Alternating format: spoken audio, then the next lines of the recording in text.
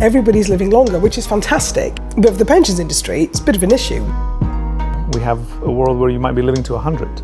That means that what used to be your retirement age could be almost like a third or even more of your lifespan.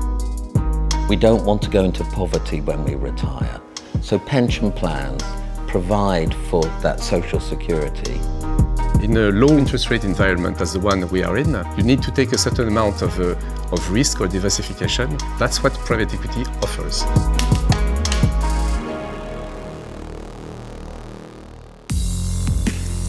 In simple terms, a pension is actually the money that any citizen or employee sets aside during their working career for their retirement.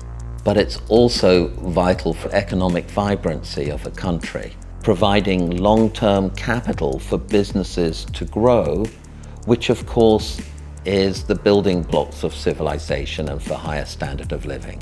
The pension seems something ubiquitous, something that we've always had, but really it's only quite a modern construct. Pensions only started in 1913 in the US and 1925 in the UK. The pension plans typically invested in non-risky assets. They were invested mainly in bonds.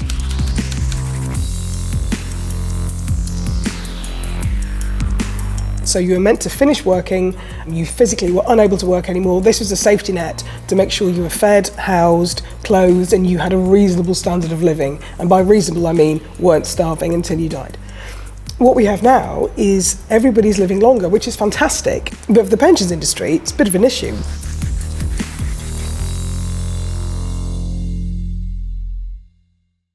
We're very good at thinking about tomorrow, my hairdresser appointment and that sort of thing.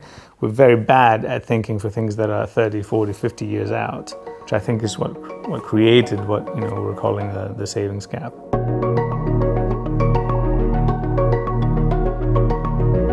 So what the pension provider or your insurance company has to do is make this amount of money you've been paying in stretch all the way to the end of your life. Getting this to this is quite a task, and that's where investment comes in. Pension funds have three alternatives to generate return. The first is to invest in government bonds.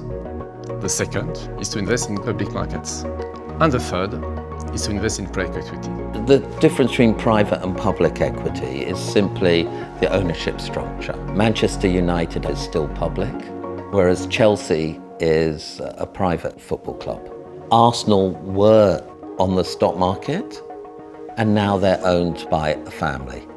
So it's all about the ownership, not about the type of business. There were a few films in the 80s and the 90s that sort of demonized the activity as asset stripping and getting people rich and then leaving the companies dry.